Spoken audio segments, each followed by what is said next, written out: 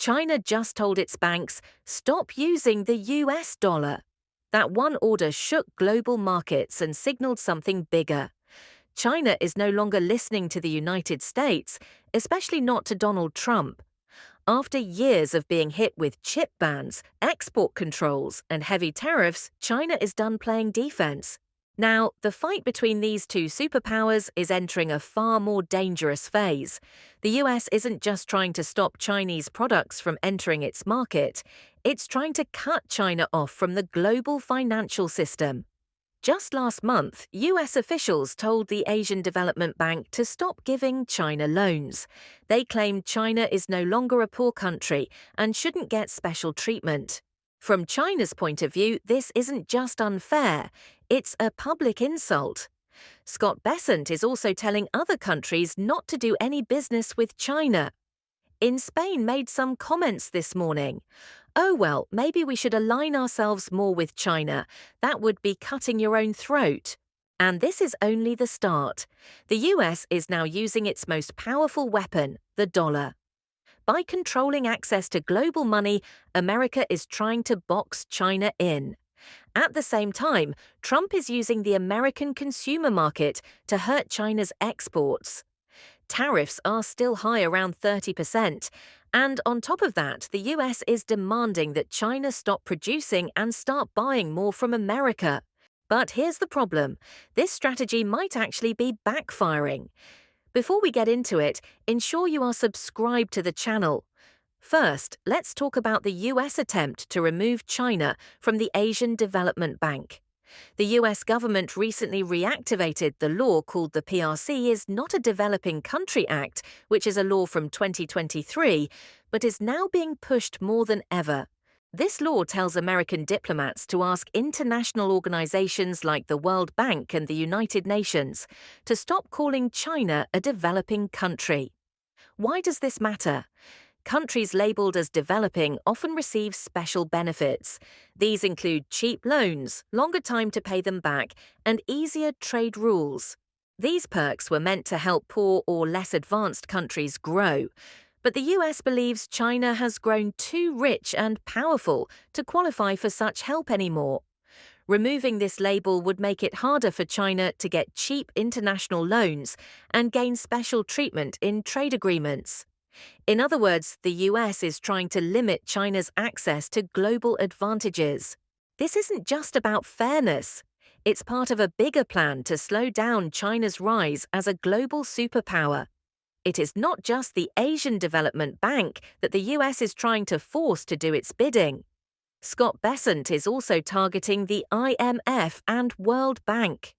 US Treasury Secretary Scott Bessent stood in front of international investors and slammed the operations of two of the world's most important financial institutions, the World Bank and the International Monetary Fund, IMF. These aren't just any banks. They're the backbone of the global economy, meant to help poor countries and stabilize markets during crisis.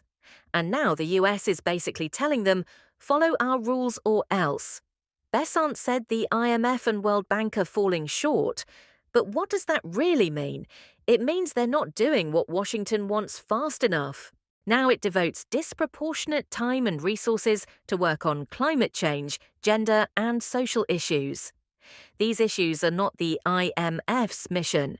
The US isn't pulling out of global institutions like the IMF or World Bank, at least OT yet. But it's sending a clear message: follow Washington's lead or get left behind. Bessent delivered that message in polished language, saying America first does not mean America alone. But beneath the diplomacy, the real agenda was obvious. The US wants these global bodies to operate more like extensions of its own government. And if the World Bank or IMF disagree, they risk losing American support, putting developing nations that rely on them during hard times. But here's what's even more disturbing. Bessent is being undermined by his own boss. Just hours after his speech, President Trump took the stage and threw more fuel on the fire.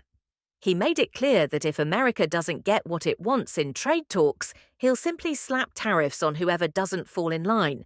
This is not how international leadership works. This is economic bullying, Trump's constant back and forth.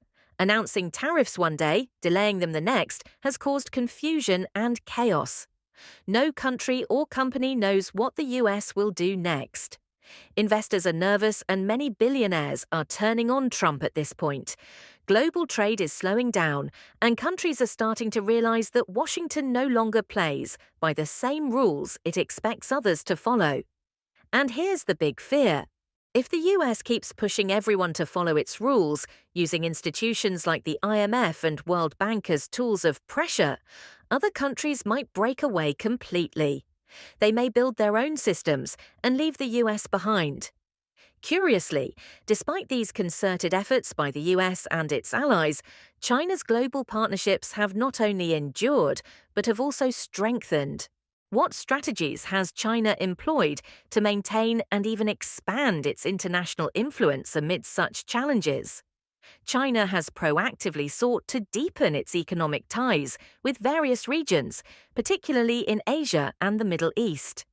In a significant move, the Qatar Investment Authority acquired a 10% stake in China Asset Management Co., Isrania marking a notable investment by a Middle Eastern entity in China's financial sector. Additionally, China's trade with the ASEAN bloc reached $234 billion in the first quarter of 2025, underscoring the region's importance in China's trade strategy. Moreover, China's Belt and Road Initiative, BARRI, continues to attract participation from numerous countries, with between 146 and 150 states involved as of 2025. This expansive infrastructure and investment project has solidified China's role as a key player in global development, even as some nations reconsider their involvement due to US pressure. However, the bigger concern for the US could be the industrial capabilities of China. So, how is the US fighting this? That's what we look into next. China is now the most powerful country in the world when it comes to making things. As of 2024, factories and industrial production make up about 26% of China's total economy and account for about 30% of the world's manufactured goods. And that industrial strength sits atop a massive economic engine. In 2025, China's nominal GDP is estimated at $19 trillion. $2 trillion, making it the second largest economy in the world after the United States.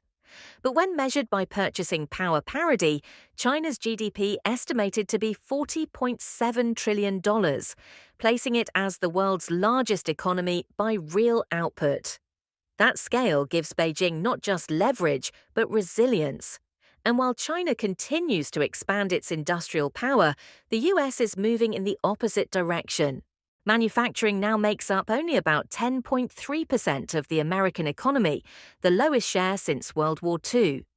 This decline has left Washington increasingly worried about its long-term economic and national security strength.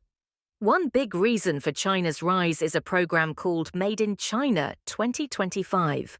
It started in 2015 and had a clear goal. China wanted to stop focusing on cheap, low-quality goods and instead become a world leader in high technology. The plan focused on areas like airplanes, robots, electric cars, computer chips, and medical equipment. In just a few years, this idea has started to work. For example, China now makes more than 60% of all electric vehicles in the world.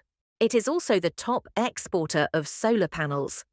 In 2023 alone, China installed more than 300,000 industrial robots, more than any other country. China has been able to grow so fast because its government supports factories in many ways.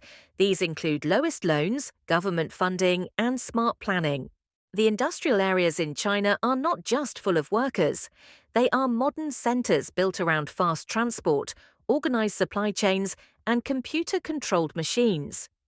The United States, even though it has a bigger economy, only makes up about 16% of the goods manufactured globally. This shows how far ahead China has moved.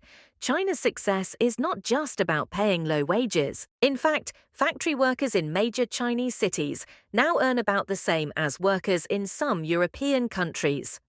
What gives China the real advantage is the huge size of its factories, excellent roads and ports, and well-organized systems. In cities like Shenzhen, it is possible to go from a new idea to a working product in just a few days. Most companies in the West cannot move that fast.